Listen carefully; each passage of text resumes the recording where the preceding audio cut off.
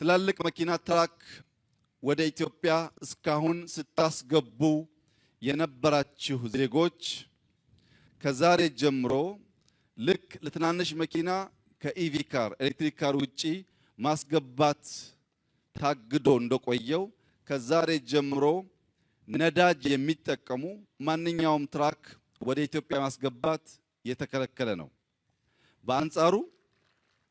በአንጻሩ ማንኛውም የግል ባለሀብት ጋዝ የሚጠቀሙ ቦቴዎች፣ ትራኮች የሚያስገባ ከሆነ በእኛ በኩል ዲዩቲ ፍሪን ጨምሮ አስተማማኝ ድጋፍ የሚደረግላችሁ ሲሆን እንደ ሀገር እያወጣን ያለነውን ከፍተኛ ወጪ ለመቀነስ፣ የሎጂስቲክስ ኮስት ለመቀነስ፣ ትራንስፖርት ለማሳለጥ የግሉ ሴክተር ከዚህ ቀን በኋላ በጋዝ የሚጠቀሙ ትራኮች በማስገባት የሀገሩን ኢኮኖሚ እድገት እንዲያፋጥን ከአደራ ጭምር ላሳስብ እወዳለሁ። ሁላችሁም እንደምታውቁት የ1 ኪሎ ሜትር መጨረሻ የ2ኛ ኪሎ ሜትር መጀመሪያ ነው። 1ኛውን ኪሎ ሜትር ባለፈው ወር አገባደናል። 2ኛውን ኪሎ ሜትር ዛሬ ጀምረናል።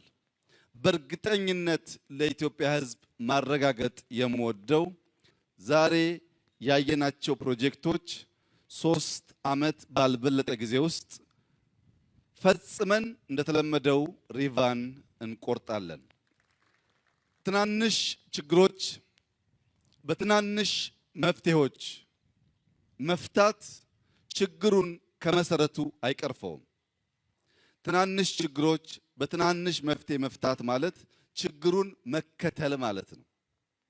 በመደመር መንግስት በግልጽ እንዳስቀመጥ ነው ትናንሹን ችግር በትላልቅ መፍትሄ መፍታት ሊፕሮግ ማድረግ ነው፣ መዝለል ነው።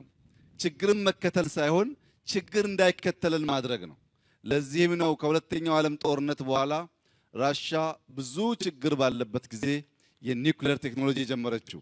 ለዚህም ነው ቻይና በ1949 ከኮሚንታንግ ነፃ ከወጣች በኋላ በማኦ የሚመራው የቻይና አዲሱ መንግስት 2 ዓመት ባልሞላ ጊዜ ውስጥ የኒውክሌር ቴክኖሎጂ የስፔስ ቴክኖሎጂ የጀመረው በወቅቱ ቻይና ራሷን መመገብ ችላ ሳይሆን ለትናንሽ ችግሮች ትናንሽ መፍትሄ ከችግር ጋር እየተጋፉ በጎን ለጎን መጓዝ ስለሚያስከትል ለትናንሽ ችግር ዘለግ ያለውን ትልቅ መፍትሄ መስጠት ችግሩ እንዳይከተለን ስለሚያደርግ ኢትዮጵያ በዚህ ወር በጀመረቻቸው ሜጋ ፕሮጀክቶች ለትናንሽ ችግሮች ትናንሽ መፍትሄ መስጠት ሳይሆን መዝለል ሊፍሮግ ማድረግና ችግሮች በርቀት እንዲከተሉን የሚያደርግ ነው። ይህ ማለት 130 ሚሊዮን ህዝብ ያላት ኢትዮጵያ በአፍሪካ 2ኛ ፖፑሌሽን ያላት ኢትዮጵያ በትናንትናው መንገድ ተንፏቃ ችግሯን መቅረፍና የበለጸገች ሀገር መሆን አትችልም።